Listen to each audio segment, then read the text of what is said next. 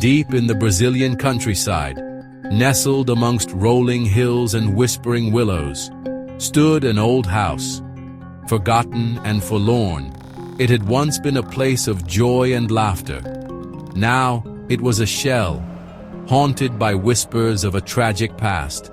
Locals spoke of the house in hushed tones, their voices filled with fear and superstition.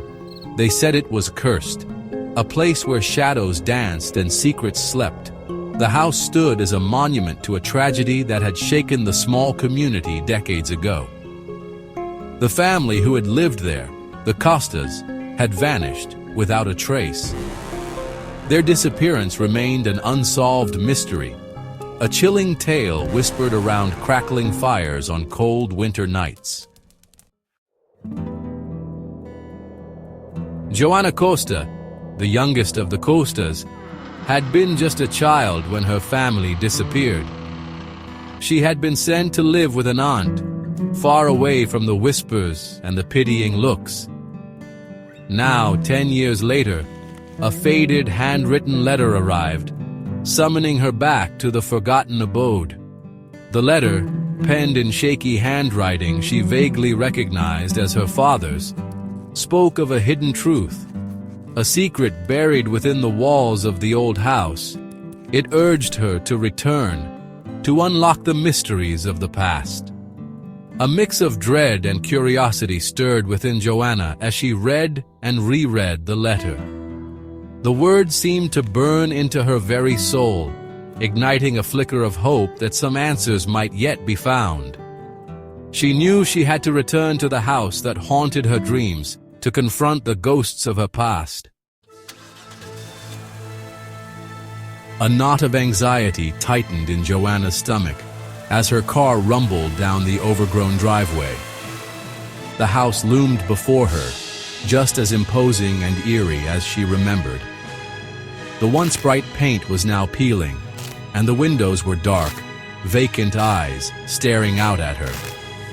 Taking a deep breath, Joanna stepped out of the car. The air hung heavy and still, thick with the scent of damp earth and decaying leaves.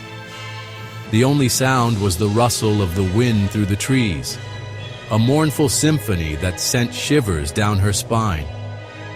As she approached the front door, the rusty hinges groaned in protest, as if warning her to turn back. Ignoring the feeling of unease that crept up her spine, Joanna stepped across the threshold.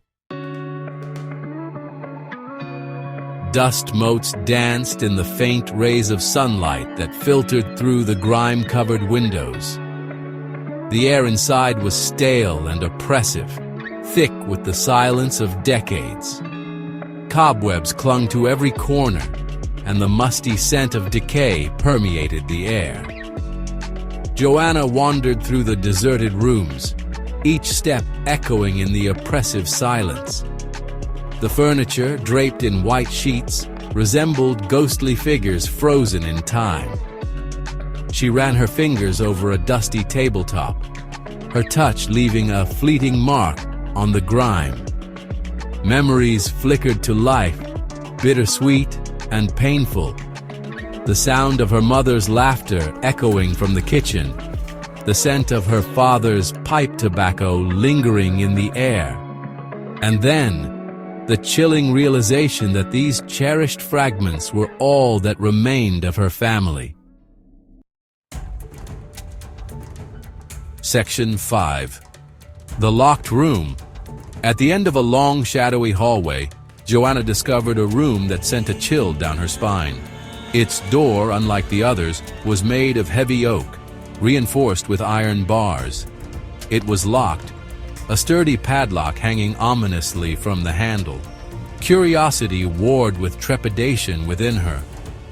What secrets did this room hold? Why had it been sealed off, hidden away from the world? She tried the handle, but it wouldn't budge. The lock was old but sturdy, as if it had been designed to keep something out, or perhaps to keep something in. The locked room became a silent obsession. It stood there, at the end of the hallway, a brooding presence that seemed to pulse with a life of its own. Joanna couldn't shake the feeling that whatever lay beyond that door held the key to unraveling the mystery of her family's disappearance. Section 6. A Sleepless Night. As night fell, the house seemed to come alive with strange noises. The wind howled outside, rattling the shutters and making the floorboards creak. Shadows danced on the walls, twisting and turning into grotesque shapes. Joanna lay awake in the darkness, her mind racing. Every creak and groan of the old house sent shivers down her spine. Sleep was impossible. The oppressive atmosphere of the house pressed down on her, suffocating her with a sense of dread she couldn't shake off. She imagined she heard footsteps pacing in the hallway outside her room, whispers carried on the wind. The feeling of being watched intensified, a palpable presence that sent goosebumps erupting on her skin. Section 7. The Father's Diary. The next morning, Joanna discovered a hidden compartment in the floorboards of her father's old study. Inside, she found a leather-bound diary, its pages filled with her father's frantic scribblings. The entries spoke of strange occurrences, unexplained noises, and a growing sense of dread that had gripped her father in the weeks leading up to the family's disappearance. He wrote of a darkness that seemed to emanate from the locked room, a malevolent force that whispered his name in the dead of night. One entry, scrawled in a shaky hand, sent a chill down her spine. "Whatever you do, Joanna, never open the locked room," it read. "It is a place of evil, a gateway to somewhere dark and terrible." But the warning only served to fuel Joanna's determination. She had to know what was inside. Section 8. The Forbidden Chamber. Armed with a crowbar and a heart pounding with a mixture of fear and anticipation, Joanna returned to the locked room. The air around the door felt colder, as if a chill wind blew from the other side. Ignoring the voice in her head screaming for her to turn back, Joanna wedged the crowbar between the door and the frame. With a groan of protest, the old lock snapped. The heavy door swung inward, revealing a darkness so profound it seemed to suck the light from the hallway. Joanna stood frozen on the threshold, her breath catching in her throat. The smell hit her first, a musty, cloying odor that spoke of decay and something else, something ancient and evil. As her eyes adjusted to the gloom, she realized the room was empty. There was no furniture, no windows, just bare stone walls and a dirt floor. Section 9. A Haunting Discovery. And then she saw it. In the center of the room, a single object lay on the floor, illuminated by a stray beam of moonlight that sliced through a crack in the wall. It was a doll. A porcelain doll, dressed in a faded blue dress, its eyes staring blankly ahead. But it was the doll's hair that made Joanna's blood run cold. It was the same shade of auburn as her own, and clutched tightly in its tiny porcelain hand was a familiar-looking faded blue ribbon, the same ribbon Joanna's mother always used to tie her hair.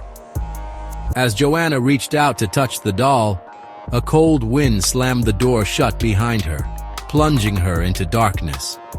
A blood-curdling scream escaped her lips as she realized she was not alone. Something cold and unseen brushed past her, its touch sending a wave of terror crashing over her. Epilogue. The old house stands silent once more, its secrets locked away behind its crumbling walls. Joanna Costa was never seen again. Some say she was driven mad by the horrors she uncovered, while others whisper that she simply vanished, claimed by the same darkness that had consumed her family. But one thing is certain: the forgotten abode remains, a chilling reminder that some mysteries are best left buried.